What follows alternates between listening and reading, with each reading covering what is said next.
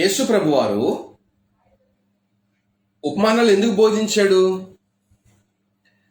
ఆయన బోధించే బోధల్లో ప్రజలందరికీ కూడా ఉపదేశాల క్రమంలో ఉపమానాలు ఎందుకు బోధించేవాడు ఆయన? లేదా కథలు ఎందుకు చెప్పేవాడు? లేదా ఉపమానాలు ఎందుకు చెప్పేవాడు? అసలు ప్రజలతో వాక్య సందేశాన్ని ఇచ్చే సమయంలో ప్రభువారు ఉపమానాలు ఎందుకు ఉపయోగించేవాడు? దానికి ఒక కారణం ఏంటంటే ప్రజలందరికీ స్పష్టముగా అర్థం అవటానికి, సాదాసీదా ప్రజలు కూడా స్పష్టంగా అర్థం చేసుకోవటానికి, అవగతం చేసుకోవటానికి అనువుగా ఆయన ఉపమానాలు ఉపయోగించాడు. తద్వారా ప్రజలందరికీ కూడా తేటగా అర్థం అవటం జరిగేది అనేది ఒక ఆన్సర్ ఉంది. ఆయన ఉపమానాలు ఎందుకు బోధించేవాడు అనే ప్రశ్నకు జవాబు బేసిక్గా ఇదే చెప్తారు. ప్రజలందరికీ కూడా స్పష్టంగా అర్థమవటానికి ఆయన ఉపమానాలు బోధించేవాడు అనేది మేజర్గా అందరూ చెప్పే జవాబే. దీంట్లో ఎలాంటి సందేహం లేదు. కానీ థియాలజికల్ పర్స్పెక్టివ్లో మనం ఆలోచించినప్పుడు కొంచెం సిద్ధాంతపరముగా లేదా బిబ్లికల్ పర్స్పెక్టివ్లో, జూష్ ట్రెడిషనల్ పర్స్పెక్టివ్లో ఆలోచించినప్పుడు ఆన్సర్ వేరే విధంగా వస్తుంది. సరేనా? సరే, ఇప్పుడు యేసు ప్రభు వారు ప్రజలకి ఉపమానాలు ఎందుకు బోధించేవాడు అనే ప్రశ్నకు ఒక డిఫరెంట్ స్టైల్లో నేను జవాబు చెప్తా. ఓకే, ఆనాటి కాలంలో ఫారిసిక్ టీచింగ్ అంటాం, తెలుగులో పరిసయ్యుల బోధ, ఇంగ్లీష్లో ఫారిసైక్ టీచింగ్ అని అంటాం. వాళ్ళు ఏం బోధించేవారు అంటే, ధనవంతులు దేవుని రాజ్యంలో ప్రవేశిస్తారు, బీదలకి భూమి మీద ఎలాంటి దుర్గతి ఉందో చచ్చిపోయిన తర్వాత కూడా అలాంటి దుర్గతి ఉంది, మేము దేవుని చేత ఆశీర్వదించబడిన ప్రజలము, ధనవంతులము, మాకు పరలోకం ఉంది. బీదలు దేవుని చేత శపించబడిన వారు కాబట్టి, కర్స్డ్ పీపుల్ అంటే శపించబడిన వారు కాబట్టి భూమి మీద కూడా వాళ్ళకి దరిద్రత ఉంది. ఇన్ ద సేమ్ వే చచ్చిపోయిన తర్వాత కూడా వాళ్ళకి అలాంటి దరిద్రత ఉంటుంది. అంటే ఇలాంటి బోధ పరిసయ్యుల బోధ, ఇలాంటి టీచింగ్స్ అనమాట పరిసయ్యులు చేసేవారు, పరిసయ్యుల బోధ. అలాగే ధనవంతుల గురించి వాళ్ళు ఏం బోధించేవారు అంటే, పరిసయ్యులుగా ఉన్నటువంటి మేము, ధనవంతులుగా ఉన్నటువంటి మేము చనిపోయిన తర్వాత మేము పాతాళంలోకి జారిపోకుండా మమ్మల్ని అడ్డుకుంటాడు అబ్రహాము. ఆ పాతాళ లోకపు ద్వారం దగ్గర, గేటు దగ్గర ఎప్పుడు కూడా కాచుకొని కూర్చుంటాడు మా కోసం. మేము చచ్చిపోయిన తర్వాత ఆ పాతాళ లోకానికి వెళ్ళిపోకుండా మమ్మల్ని అడ్డుకుంటాడు మా అబ్రహాము తండ్రి అని చెప్పేసి వీళ్ళు నమ్మేవారు, అదే బోధించేవారు. అలాగే బీదలు చనిపోయిన తర్వాత వాళ్ళకి పరలోకములో ఎలాంటి ప్రవేశము ఉండదు, నరకానికి వెళ్ళిపోతారు అని చెప్పేసి వాళ్ళు బోధించేవారు. అంటే బీదల పట్ల దేవుడు ఎలాంటి కనికరము లేకుండా ఉంటాడు, ధనవంతులకు మాత్రం దేవుడు గొప్ప అద్భుతమైనటువంటి ఆశీర్వాదాలు ఇస్తాడు అని చెప్పేసి వాళ్ళ యొక్క బోధ. అంటే వాళ్ళు ఆ విధంగా విర్రవీగేవారు. వాళ్ళ యొక్క రక్షణ ధనం మీద ఆధారపడి ఉంది, వాళ్ళ యొక్క మోక్షము తమ యొక్క గొప్ప ఆస్తి, ఐశ్వర్యము, సిరి సంపదల మీద ఆధారపడి ఉంది అని చెప్పేసి వాళ్ళు గప్పాలు కొట్టుకునేవారు. ఈ పరిసయ్యులు పేదల్ని అసలు దగ్గరకు రానిచ్చేవారు కాదు. ఎందుకంటే వాళ్ళు శపించబడిన ప్రజలుగా ఉన్నారు కాబట్టి భూమి మీద ఎలాంటి దుర్గతి ఉందో చచ్చిపోయిన తర్వాత కూడా అలాంటి దుర్గతి ఉంటుంది వాళ్ళకని చెప్పేసి పేదల పట్ల ఎలాంటి శ్రద్ధ వహించకుండా, జాలి, దయ, కరుణ, కటాక్షం లేకుండా వాళ్ళు జీవించేవారు. అఫ్కోర్స్ కొంతమంది యూదుల్లో బీదలకు తృణోపణం ఇచ్చేవారు అనుకోండి, కానీ మేజర్ కాన్సెప్ట్ వీళ్ళది ఇలా ఉంటుంది అనమాట. అంటే బీదలు శపించబడిన వారు, మేము గొప్పవారం అని చెప్పేసి. ఓకే, దీన్ని ఖండించడానికి యేసుక్రీస్తు ప్రభువారు ఒక ఉపమానం చెప్పాడు, లేదా ఒక కథ చెప్పాడు, ధనవంతుడు మరియు లాజరు. ఏముంది, యేసుక్రీస్తు ప్రభు వారు చెప్పినటువంటి ధనవంతుని యొక్క లాజరు యొక్క కథలో ఏముంది అంటే, పేదవాడు ఒకడు ఉన్నాడు, వాడు ఎంతో పేదవాడుగా దరిద్రతలో ఉన్నాడు. ఎంత పేదవాడుగా ఉన్నాడు అంటే, ధనవంతుని యొక్క బల్ల మీద నుండి పడి రొట్టె ముక్క కోసం ఆశిస్తున్నాడు వాడు. అంటే అంత పేదవాడుగా ఉన్నాడని అర్థం. అంతే తప్ప ధనవంతుని యొక్క బల్ల ప్రక్కన అక్షరార్థంగా కూర్చుని వాడు జారి విడిచే రొట్టె ముక్క కోసం చూస్తున్నాడని కాదు. అతని యొక్క దుస్థితి అలా చెప్పబడింది ఉపమానం రీత్యా. ఎనివే, యేసు ప్రభు వారు చెప్పినప్పుడు ఈ ఉపమానంలో ఇంకోటి ఏంటంటే, వాడు చనిపోతాడు. ఎవరు? భేదవాడైనటువంటి లాజరు చనిపోయిన తర్వాత ఇతన్ని కొనుక్కోవటానికి దేవుని యొక్క సన్నిధి నుండి దేవదూతలు వచ్చి అంగరంగ వైభవంగా తీసుకెళ్తారు. అర్థమైందండి? దేవదూతల చేత అతను కొనుక్కోబడ్డాడు అని చెప్పేసి ప్రభువారు చెప్పారు. మరి ధనవంతుడు చనిపోయిన తర్వాత ఆ గొప్ప కార్యం లేదు అక్కడ. మీరు ఉపమానంలో చూస్తే బీదవాడు చనిపోయిన తర్వాత దేవదూతల చేత కొనుక్కోబడ్డాడు. కానీ అబ్రహాము చనిపోయినప్పుడు మన ధనవంతుడు చనిపోయినప్పుడు దేవదూతలు వచ్చినట్టు లేదు. First point. రెండో పాయింట్ ఏంటంటే, ఈ బీదవాడైనటువంటి లాజరు ఎక్కడ కొనుక్కోబడ్డాడు? అబ్రహాము రొమ్మున ఆనుకోవటానికి పరదేశం కొనుక్కోబడ్డాడు. కానీ వీళ్ళు బోధించేది ఏంటి? పాతాళ లోకపు ద్వారం దగ్గర మా తండ్రి అయినటువంటి అబ్రహాము మేము పాతాళ లోకంలో పడిపోకుండా గేట్ కీపర్లో మాకు అడ్డుకుంటాడు, మా కోసం అక్కడ కాచుకొని కూర్చుంటాడు, మాకు అది ధైర్యము, మేము పాతాళానికి వెళ్ళం మేము. ఎందుకంటే మా తండ్రి అక్కడ మాకు అడ్డుకొని దేవుని దగ్గర వేడుకుంటాడు, అయ్యా మా సంతానమే, మా పిల్లోడే, మా జనాంగమే, కాబట్టి వీడిని పాతాళ లోకంలో పడిపోకుండా కొంచెం కనుకరించి ప్రభువా అని చెప్పేసి అబ్రహాము వీళ్ళ కోసం దేవుణ్ణి వేడుకుంటాడనో, లేకపోతే వీళ్ళని పాతాళంలోకి పడిపోకుండా అడ్డుకుంటాడని చెప్పేసి వీళ్ళు భావించేవారు, బోధించేవారు.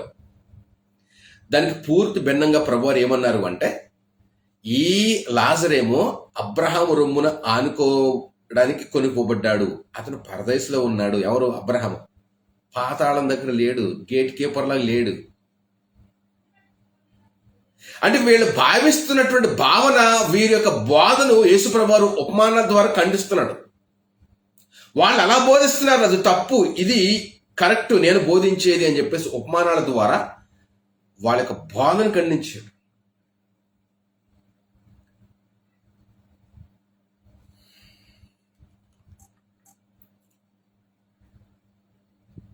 Abraham's side was a Jewish idiom for the presence of God according to Pharisaic theology.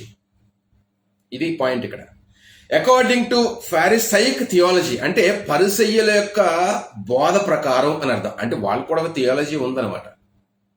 వాళ్ళ బోధ ప్రకారం ఏమనుకునేవారంటే అప్పట్లో, according to Pharisaic theology the beggar was poor because he was wicked. వాడు దుష్టుడు, దుర్మార్గుడు కాబట్టే వాడు దేవుని చేత శపించబడిన వాడుగా ఉన్నాడు. ఆ దేవుని చేత శపించబడిన వాడు కాబట్టి వాడు ఇంకా దరిద్రతలోనే ఉన్నాడు అన్నట్టు. The beggar was poor because he was wicked and he was hated by God. అతను తృణీకరించబడ్డాడు, వాడు భేదవాడుగా ఉన్నాడు, వాడు పేదవాడుగా ఉన్నాడు, దేవుని చేత శపించబడిన వాడు కాబట్టి వాడు దేవుని చేత తృణీకరించబడ్డాడు. The Pharisees thought God would cast such a one from his presence at death. ఇలాంటి వాళ్ళని మృతుల లోకానికి, పాతాళానికి దేవుడు పంపించేస్తాడు. ఎందుకంటే వాళ్ళు ఎందుకు కూడా కొరగాని వారు, unfit for heaven. However Jesus taught, ఇక్కడ చూడండి, హౌఎవర్ ఏదేమైనప్పటికి కూడా ఆయన బోధించింది ఏంటంటే, however Jesus taught that the beggar was taken into God's presence after the rich man died. According to Pharisees doctrine, he should have been transported immediately to God's presence and welcomed to the joyous of eternal life. వాళ్ళ యొక్క బోధనలు, వాళ్ళ యొక్క బోధిస్తున్న మాటల ప్రకారం ధనవంతుడు ఎక్కడికి వెళ్ళాలి అంటే దేవుని సన్నిధికి వెళ్ళాలి. కానీ చచ్చిపోయిన తర్వాత దేవదూతలు వచ్చినట్టు లేదు. ధనవంతుడు చనిపోయిన తర్వాత దేవదూతల చేత కొనుపోబడినట్టు లేదు. ధనవంతుడు కాకుండా లాజరు లాంటి పేదవాళ్ళు చనిపోయిన తర్వాత దేవదూతలు వచ్చి గొప్పగా కొనిపోయారు. వాళ్ళేం బోధించేవారు? మేము చచ్చిపోయిన తర్వాత మాకు అద్భుతమైనటువంటి జీవితం ఉంటుంది అని చెప్పేసి. కానీ వాళ్ళు అనుకున్నది తప్పు, వాళ్ళు భావించిన తప్పు. వాళ్ళ యొక్క రక్షణ అనేది ఆ డబ్బు మీద, ధనం మీద ఆధారపడి లేదు అని యేసుప్రభువు చెప్తూ ఉన్నారు. Jesus taught that the rich man was excluded from the presence of God and was cast into Hades. వాళ్ళ యొక్క బోధల ప్రకారం ధనవంతులు పరలోకంలో ప్రవేశిస్తారు అని చెప్పేసి వాళ్ళు భావించేవారు కదా. కానీ ఇక్కడ ఎక్స్క్లూడెడ్ అంటే వేరు చేయబడ్డాడు, ప్రత్యేకించబడ్డాడు. ఈ ధనవంతుడు ప్రత్యేకించబడ్డాడు అంటే పరలోకం నుంచి ప్రత్యేకించబడ్డాడు, నరకానికి హెడేస్ లో పడ్డాడు, అంటే పాతాళ లోకంలో పడ్డాడు.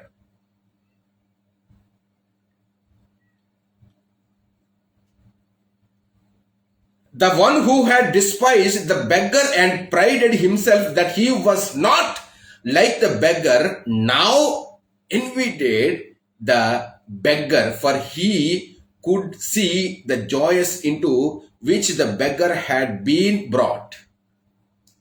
భూమి మీద అతను ఏ విధముగా అయితే బెగ్గర్గా దరిద్రతలో ఉన్నాడో, అబ్రహాము రొమ్మును ఆనుకున్న తర్వాత ఇక్కడ రివర్స్ అయింది. ఇతను బెగ్గరగా ఉన్నటువంటి వ్యక్తిని బెగ్ చేస్తూ ఉన్నాడు. అయ్యా, నా గొంతు చల్లార్చడానికి ఆ చిటికన వేలిని నీళ్లలో ముంచి పంపించండి, నా గొంతు చల్లార్చండి అని చెప్పేసి బెగ్గర్ని బెగ్ చేస్తున్నాడు. ఇక్కడ ఎవరు? ధనవంతుడు. అంటే రివర్స్ అయిపోయింది. యేసుప్రభువు చెప్పినట్టు ఉపమానంలో పరిసయ్యులకు బోధన ఆయన ఖండిస్తూ ఉన్నాడు.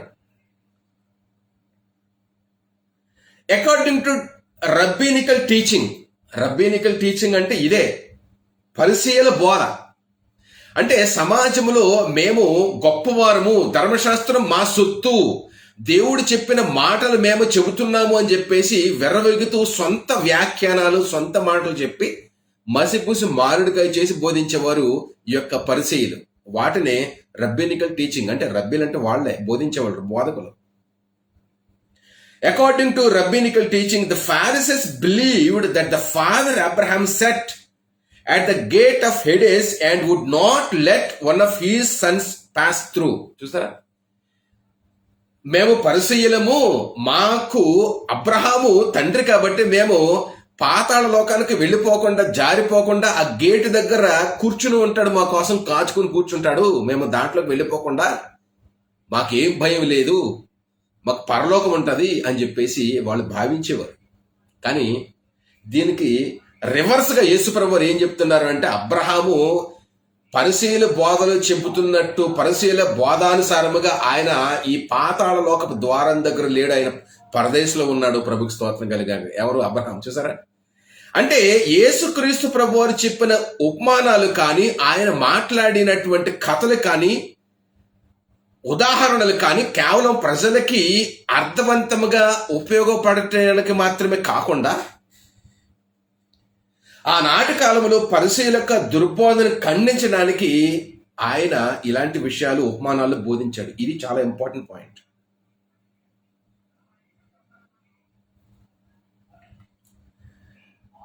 తప్పుబోయిన కుమారుని కథ. తప్పుబోయిన కుమారుని కథలో మేజర్గా మనకు కనిపించే పాయింట్ ఏంటి అంటే, ఒక తప్పిపోయినటువంటి వ్యక్తి, పాపిగా ఉన్నటువంటి వ్యక్తి నిజంగా మారు మనసు పొంది తండ్రి దగ్గర తిరిగి వస్తే ఖచ్చితంగా చేర్చుకుంటాడు అనే విషయం ఆ ఉపమానంలో ఉంది. కానీ దీనికి వ్యతిరేకంగా ఏమని బోధించేవారు అంటే, ఆనాటి కాలంలో thus in these three parables Christ made it very clear why he welcomed sinners and ate with them.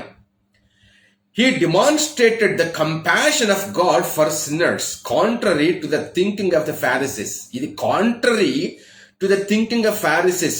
God receives sinners instead of rejecting them, contrary to the doctrine of Pharisees. God does not rejoice in the death of sinners, but rather he rejoices when sinners are restored to fellowship with himself. బా, ఏం మాట్లాడి నిజంగా ఈశ్వరు వారు చెప్పేవి. ఆనాటి కాలంలో పాపుల పట్ల ఎలాంటి శ్రద్ధ, ఎలాంటి ప్రాముఖ్యత, ప్రసన్నత దేవుడు చూపించడు.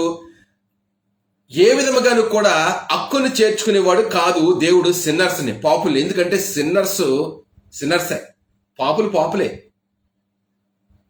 వాళ్ళని ఎట్టి పరిస్థితుల్లో దేవుడు రిసీవ్ చేసుకోడు, వాళ్ళ ప్రార్థన ఆలకించడు, వారి యొక్క మాటలు పట్టించుకోడు, వారి వైపు చూడడు. వారికి రక్షణ లేదు, వారికి మారు మనసు లేదు అని చెప్పేసి పరిసయ్యులు ఆనాటి కాలంలో బోధించేవారు. దీనికి భిన్నముగా ప్రభువారు అంటున్నారు, నిజంగా ఒక మనిషి మారు మనసు పొంది పశ్చాత్తాపం పొంది తండ్రి దగ్గరికి వస్తే ఖచ్చితంగా అలాంటి వాళ్ళని చేర్చుకుంటాడు అని చెప్పేసి మాట్లాడుతూ పరిసయ్యులకు బోధన ఖండిస్తూ మాట్లాడుతున్నారు ప్రభువారు. కాబట్టి డియర్ ఫ్రెండ్స్, లాస్ట్గా నేను చెప్పేది ఏంటంటే, యేసుక్రీస్తు ప్రభువారు చెప్పిన ఉపమానాలు కేవలం ప్రజలకి అర్థమవటానికి మాత్రమే ఉపయోగించిన సాధనాలు, ఉపకరణాలు కావు. ఉపమానాలు ఎందుకు ఉపయోగించాడు అంటే ప్రజలందరికీ కూడా స్పష్టంగా తేటగా అర్థమవటానికి ఆయన కథల రూపంలో ఉపమానాలు చెప్పాడండి. కాబట్టి ప్రజలందరూ కూడా తేటగా అర్థం చేసుకున్నారు అనేది మాత్రమే కాదు ఆన్సర్. ఆనాటి కాలంలో ఆయన చెప్పిన ఉపమానాలలో పరిసయ్యుల బోధన ఖండించాడు, రబ్బినికల్ టీచింగ్స్ ని ఆయన ఖండించాడు, ఫారిసిక్ ట్రెడిషన్స్ ని, ఫారిసిక్ థియాలజీని ఆయన ఖండిస్తూ ఉపమానాలు చెప్పాడు. ఇది పాయింట్. సో ఇలాంటివి మనం తెలుసుకోవాలి అంటే కేవలం బైబిల్ని చదివితే మాత్రమే కాదండి. బైబిల్తో పాటు కొన్ని నిఘంటువులు కానీ, కొన్ని ఎక్స్పోజిటరీస్ అంటాం, లేదా కొన్ని కామెంటరీస్ అంటాం. సో చాలా మంది మేధావులు, బైబిల్ వ్యాఖ్యానకర్తలు ఎన్నో వేల రూపాయలు ఖర్చు పెట్టి పరిశోధనలు చేసి కామెంటరీస్ రాస్తున్నారు. కాబట్టి అప్పుడప్పుడు బైబిల్తో పాటు వాటిని కూడా మనం చదవటం ద్వారా కొంత ఇన్ఫర్మేషన్ మనం గ్యాదర్ చేసుకోవచ్చు, అవగాహన పెంచుకోవచ్చు. లేఖనం మీద మనం కొంచెం నాలెడ్జ్ పెంచుకోవచ్చు, అవగాహన పెంచుకోవచ్చు. ఒక మాట చెప్పి ముగిస్తాను. బైబిల్ అనేది అల్టిమేట్ గ్రంథం అండి. దానికి మించిన పుస్తకం ఇంకోటి లేదు. అది జీవ గ్రంథం, మనకి రక్షణ అనుగ్రహించే దేవుని వాక్కు. దానికి మించిన గ్రంథం ఇంకోటి లేదు, దాంతో సమానంగా కూడా ఇంకో గ్రంథం లేదు. బైబిల్కి ఇచ్చే ప్రాముఖ్యత మనం బైబిల్కే ఇవ్వాలి. దాంతో పాటు దేన్ని కూడా మనం చేర్చకూడదు, కంపేర్ చేయకూడదు. But some times inductive study చేయండి. కొన్ని పుస్తకాలు చదివితే లేఖనం మీద కొన్ని విషయాలు మనకి అవగాహన అవటానికి, మనం ఇంటలెక్చువల్గా ఇన్ఫర్మేషన్ని గ్యాదర్ చేసుకోవటానికి, నాలెడ్జ్ ఇంప్రూవ్ చేసుకోవడానికి ఆ పుస్తకాలు, లేకపోతే కామెంటరీస్, ముఖ్యంగా అన్ని పుస్తకాలు కాదు, కామెంటరీస్, మంచి కామెంటరీస్ చదవండి. నేను ఎక్కువ కామెంటరీస్ చదువుతా. So the parable of Jesus అని చెప్పేసి ఒక బుక్ ఉందండి. డ్వైట్ పెంటకోస్ట్ అని ఆయన రాస్తాడు. ఆ పుస్తకాన్ని చదివితే యేసుక్రీస్తు ప్రభువారు చెప్పిన ఉపమానాల్లోని ఆంతర్యము, ఆనాటి కాలంలో స్థితిగతులు అన్నీ కూడా మనకి ఆ రచయిత ఆ పుస్తకంలో రాస్తాడు. ఆ పుస్తకాన్ని మీరు కొనుక్కుని చదవండి. కొంచెం ఎక్స్పెన్సివ్ ఆ బుక్. పీడిఎఫ్ కావాలంటే ఉంది ఆన్లైన్లో, మీరు చదువుకొని మీరు కూడా లేఖనం పట్ల అవగాహన పెంచుకోండి, నాలెడ్జ్ ఇంప్రూవ్ చేసుకోండి. ఇవి విశ్వాసుల ఎదుగుదలకు, సంఘక్షేమానికి కూడా ఉపయోగపడే మంచి మెథడ్స్ అనమాట. ఓకే, ఇంకొక మాట చెప్పి నేను ముగిస్తానండి. ఆనాటి కాలంలో తమ యొక్క సొంత బోధనల ద్వారా ప్రజలను మోసగించినటువంటి పరిసయ్యులాగే నేటి కాలంలో కూడా పరిసయ్యులు ఉన్నారు. వీళ్ళు క్రైస్తవ్యం అనే ముసుగులో చేస్తున్నటువంటి పరిచయుల బోధ ఇది. ఆనాటి కాలంలో వాళ్ళు పరిచయులు దుర్బోధ చేత ప్రజలను మోసగించారు. కానీ నేటి కాలంలో క్రైస్తవ్యం అనే ముసుగులో కొంతమంది పరిచయులుగా ఉండి చలామణి అవుతూ సొంత బోధల చేత ప్రజల్ని మోసగించే ప్రయత్నం చేస్తున్నారు. కాబట్టి వాళ్ళ విషయం కూడా జాగ్రత్తగా ఉండండి అని చెప్పేసి హెచ్చరిస్తూ ఈ మాటలు ముగిస్తున్నాను. Thank you.